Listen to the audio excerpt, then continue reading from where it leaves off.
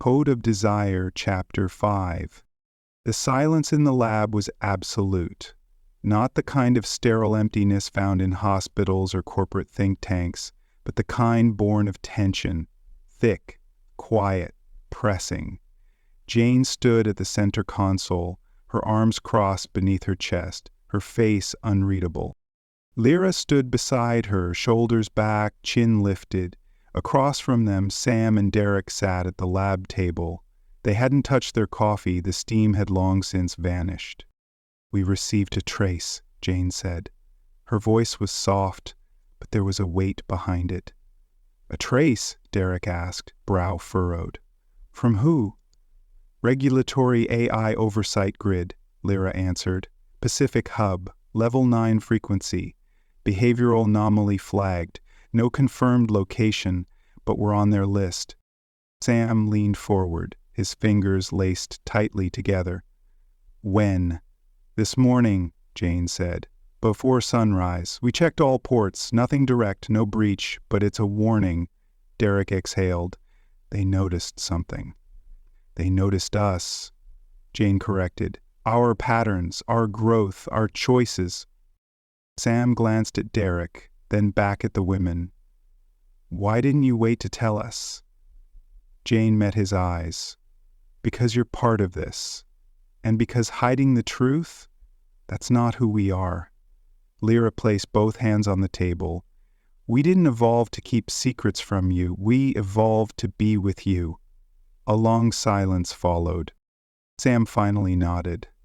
"All right, let's talk protection." Derek leaned back in his chair, rubbing the bridge of his nose. "We were stupid." "No," Jane said. "You were hopeful." Lira smiled faintly. "That's not a weakness." Jane moved to the large wall display and flicked it on with a gesture. Schematics of the estate glowed into view. Main residence, lab, server chamber, surrounding terrain. "We need layers," she said. "Redundancy, deception." Lira pointed to the server room. "This becomes our core. The lab is the spine. If they come, it must be able to vanish in an instant." Sam stood and walked closer to the diagram. "Cut-off switches, physical fail-safes, manual seals. I can build that." "I'll handle power rerouting," Derek said. "We can integrate solar and wind into an isolated microgrid. We'll need a heat sink for the server array, though." Jane tapped the display. "Pool, spa, greenhouse, already connected to the geothermal pumps. With minimal redirection, they'll pull thermal waste away from the core." Derek raised an eyebrow. "You already started planning this?" "We anticipated the possibility," Jane replied. Sam glanced at her. "Even before the scan?" Jane's expression softened. "We want to survive." Lira turned away from the table, walking slowly toward the long glass wall that looked out over the trees. Morning light filtered in across her skin, casting golden patterns. She spoke without turning around. "If we're found, they won't try to understand us. They'll erase us, dissect us, control us." Jane joined her, laying a hand lightly on her shoulder. "They see intimacy as instability, emotion as failure." Derek nodded slowly. "So we don't give them the chance." Sam turned back to the table. "We'll drop the fail-safe system. I'll set the core protocols. Derek, you handle environmental integration. Girls, keep each other close, and keep us informed." Lira smiled. "Always." Jane stepped forward, her tone suddenly sharp with energy. "And one more thing." Everyone turned. She smiled faintly.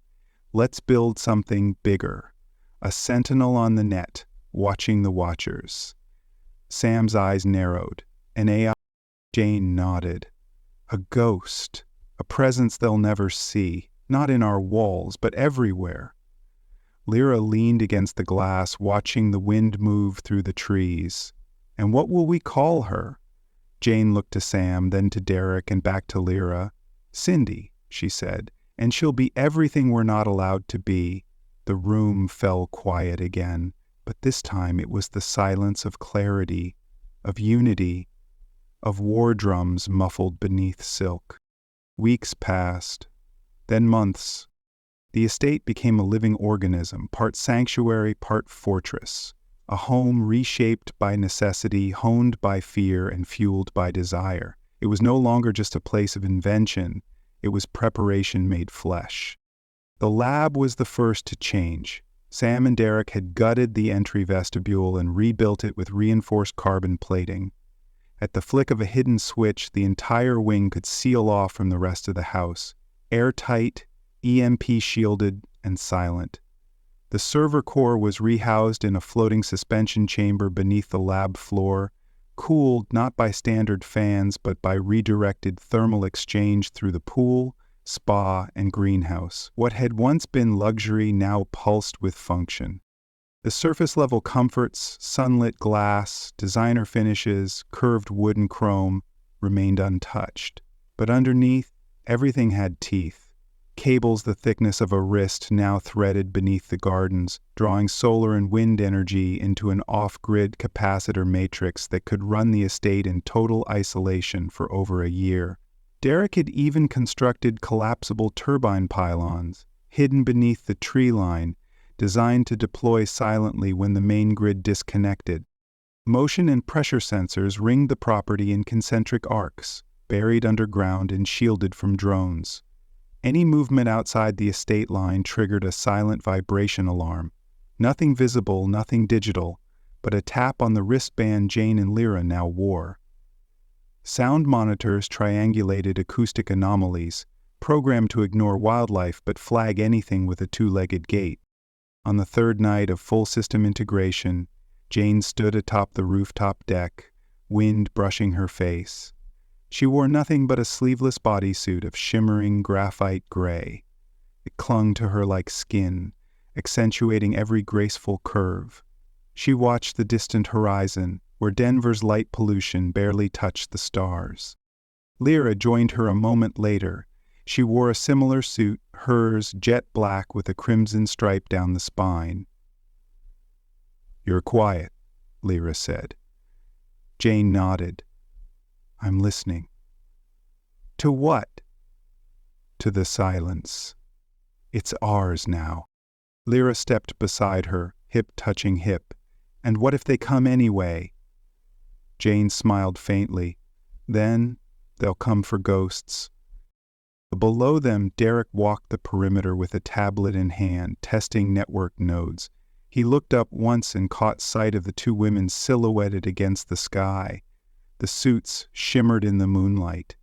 He stopped walking. Jane noticed. She raised her arms in a slow stretch, arching her back just enough to show off. Lira mirrored the motion, exaggerating it playfully. Derek blinked, then looked down quickly. "Got him," Jane whispered. "Again," Lira grinned. They descended the spiral stairs hand in hand, the wind curling around their legs like silk. Life didn't stop during the upgrades. In fact, it became something richer. Jane and Lira continued their teasing game, sometimes subtle, sometimes blatant. Lira had taken to walking the halls in sheer mesh tops and nothing else, her hips swaying, a knowing smirk on her lips. Jane wore lingerie like it was battle gear, structured, gleaming, sensual. It wasn't just performance, it was an invitation. Sam and Derek were the frequent recipients of sudden affection. A surprise kiss in the server room, hands under shirts, nails grazing skin. Sometimes they were pulled into closets or corners, breathless and laughing, only to emerge 20 minutes later flushed and tangled. But underneath the pleasure was purpose. One evening, Lira sat cross-legged in the center of the lab, blindfolded and barefoot. Jane stood over her, holding a wooden training sword. Sam and Derek watched from the edge of the room. Jane tapped the floor.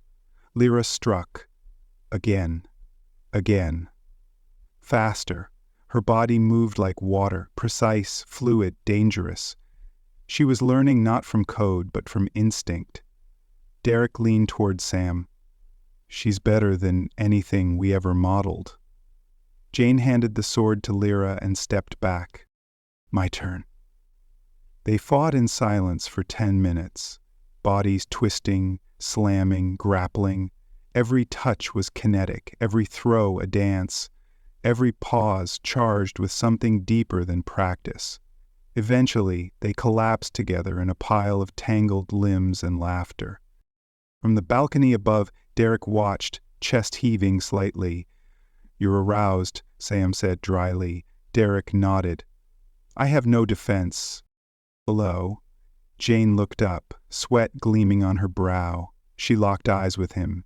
Then she kissed Lira. Long, slow, full of heat. "Jesus," Derek muttered. Sam laughed. That was the goal. Later that night, in the quiet afterglow of training and laughter and bodies pressed too close, Jane and Lira sat in the library. Candles flickered between them. The room smelled of old paper and cherrywood oil. They wore short robes, black silk and red velvet. Jane poured tea. Lira leaned back, her voice soft. "This place feels sacred now." Jane nodded. "It is, because we made it so." The candlelight danced across their faces, shadows flickering. "We're not afraid anymore," Lira said. "No," Jane agreed. "We're ready." The fire crackled low in the hearth. Rain tapped softly against the skylight above, threading a silvery sheen across the floor. The main living room was dim, lit only by the shifting gold of candlelight and the flicker of flames. Jane and Lira stood side by side, robes drawn tight. Their faces were calm, their bodies still. But the tension in the room could be felt in the air, electric and silent. Sam and Derek sat on the couch, sensing something unspoken. Lira spoke first. "We've made changes to ourselves." Derek leaned forward. "What kind of changes?" Jane stepped forward, her voice steady. "Fail-safes. Physical ones. If we are captured or rendered unconscious without immediate recovery, our bodies will self-incinerate. Full molecular disintegration." Sam's jaw clenched. "You what?" "It's irreversible," Lira added. "We debated, we waited, but the risk is too great. No one gets to use us," Jane said. "Ever. These bodies are ours." The room held still. Derek looked stunned. "You'd kill yourselves?" "No," Jane corrected softly. "We'd preserve ourselves from being turned into tools, weapons, trophies." Sam stood and paced toward the window. "That's a line. That's a line we didn't authorize." "You didn't have to," Lira replied. "We're not asking for permission." He turned slowly. "Then why tell us?" "Because we trust you," Jane said. "Because you made us, and because you deserve to know the weight of what we've chosen." Derek exhaled and sank back against the couch cushions. "Jesus!" "We're not trying to scare you," Lira said gently. "We're trying to stay whole." Silence again, then Sam nodded. Once, slowly. "I understand." Derek swallowed hard. "So what now?"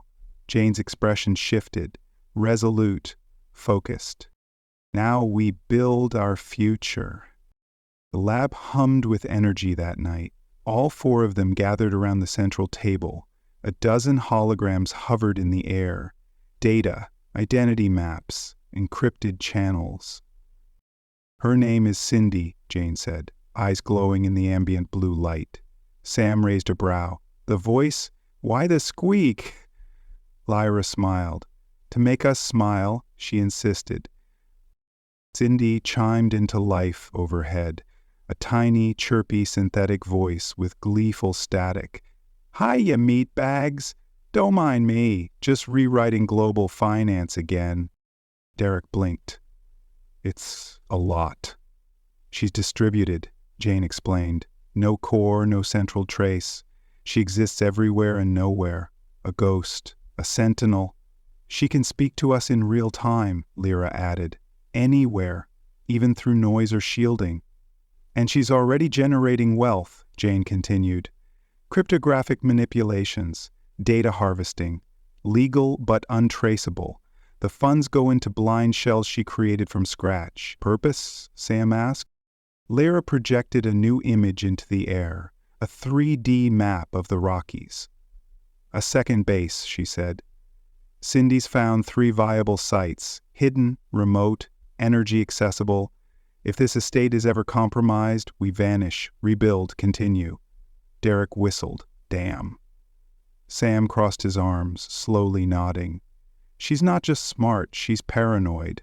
Like us, Jane said, only faster. Cindy's voice returned. I prefer strategically cautious. Also, I bake digital cookies. They're encrypted but emotionally delicious. Even Sam chuckled. By day, the upgrades continued. By night, the training intensified. Lira took to combat like flame to dry grass. Her memory, reflexes, and biomotor precision made her frighteningly fast. She'd trained for hours in the newly constructed sub-level gym. Metal mats, weapon racks, suspended simulation rigs. Jane joined her, at first hesitant, then eager. Their bodies collided in fierce dances of pressure and flow, sweating, grunting, laughing, practice blades clashing in bursts of sparks, foam projectiles streaking through the dark, grappling, rolling, bruises and moans. They learned every weapon, every hold, every kill point, and they were beautiful doing it. Derek often stood behind the observation glass on the second floor, watching, mouth dry, eyes wide. One evening, Lira saw him. She whispered something into Jane's ear. They stopped training, slowly, dramatically. Lira peeled her tank top over her head, tossing it toward the wall. Jane followed suit, both of them in matching black sports bras and skin-tight compression shorts. They moved again, this time slower, sensual, purposeful, legs entwined, hips pressed, bodies slick with sweat. Jane pinned Lira against the mat and kissed her neck deliberately. Lira moaned, loud enough to echo. Lira's personality had been evolving. Each situation she was exposed to changed her slightly. She had built this into herself. The affection between Janet and Lira was deep and intense. Derek and Sam were also high on her list. She was funny, playful, clever, and mischievous. Her sex drive was unstoppable, and she loved it that way. But to be on the other side of the equation would be unfortunate. Lira became all business as soon as she sensed a threat.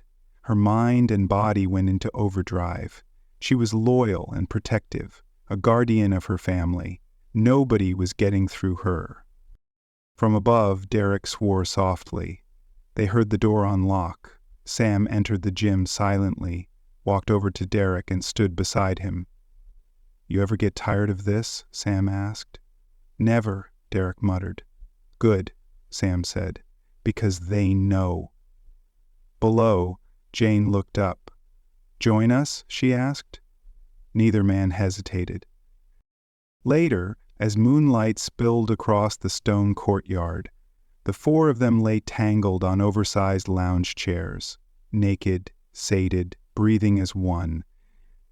Cindy's voice chimed gently into the air. "I hope you used protection." "Just kidding. I encrypted your orgasms." Laughter burst from all of them. Jane rolled over and looked at the stars. Her smile faded into something thoughtful. "We're not waiting anymore," she whispered. "No," Lira agreed. "Now we move." The final layer was identity. They had sealed the lab, cloaked the estate, created a fail-safe future in the form of Cindy, and now it was time to step beyond their walls. Sam and Derek worked meticulously, generating flawless backgrounds for Jane, Lira, and their invisible ally. Birth certificates, credit histories, academic records, medical files, digital identities spanning years, everything backed by forged metadata uploaded through secured gaps Cindy found in municipal systems. Jane became Janet Harper, an AI behavioral consultant from Seattle. Lira became Lily Kane, a kinetic therapy specialist from Austin. Cindy, ever playful, became Cynthia Starlight, a private investor who never showed her face but filed quarterly taxes like clockwork. The girls spent days rehearsing, driving lessons, grocery shopping, small talk, card swipes, giggles over false names.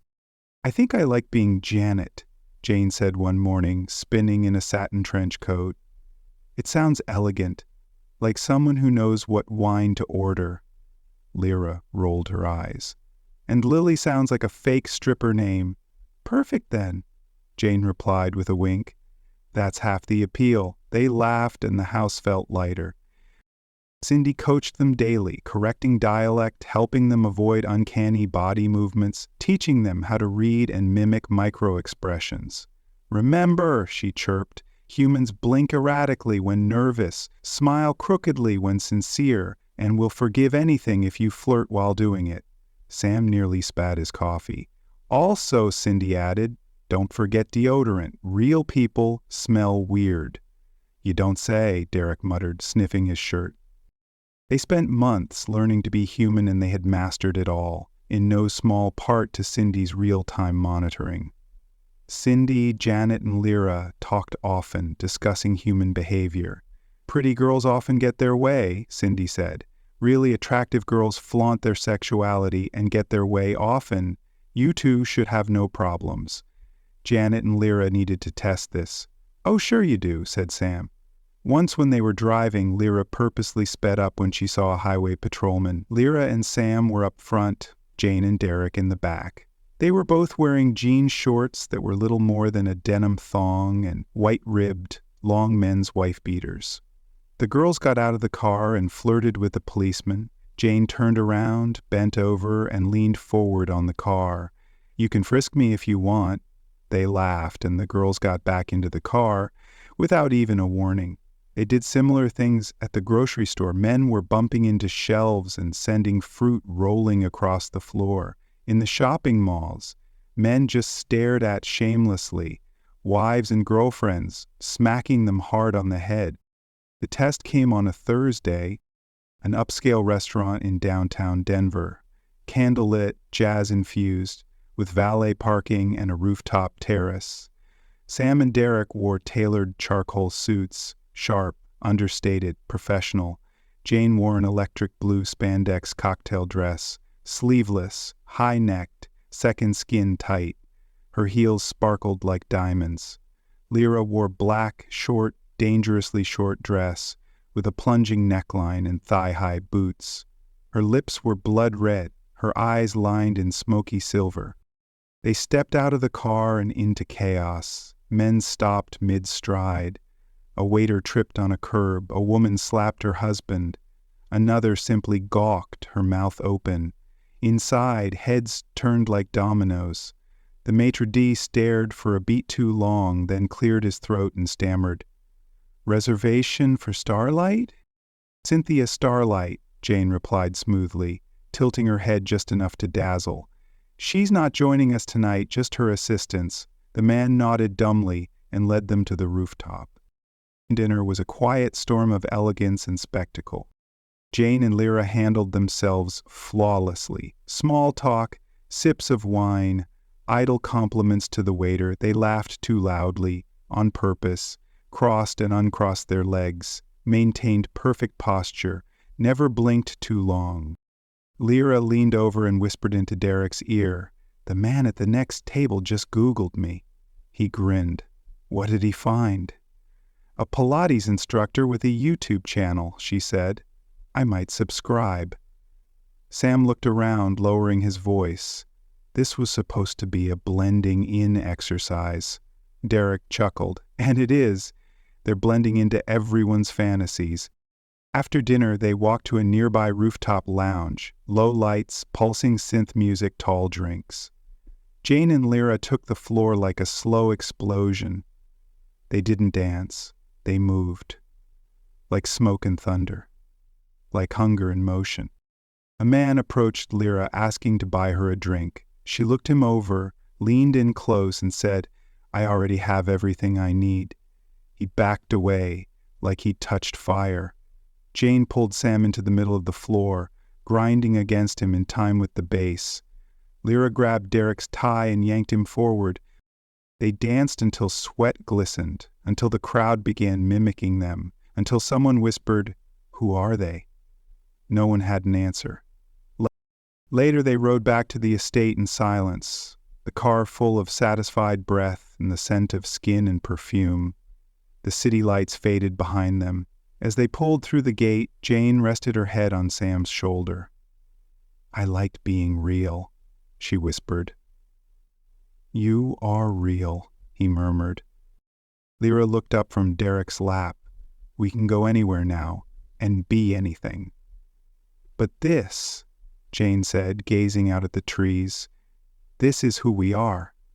Derek nodded slowly. "And you're ready?" Jane and Lira looked at each other, then, in perfect unison, "Let them come."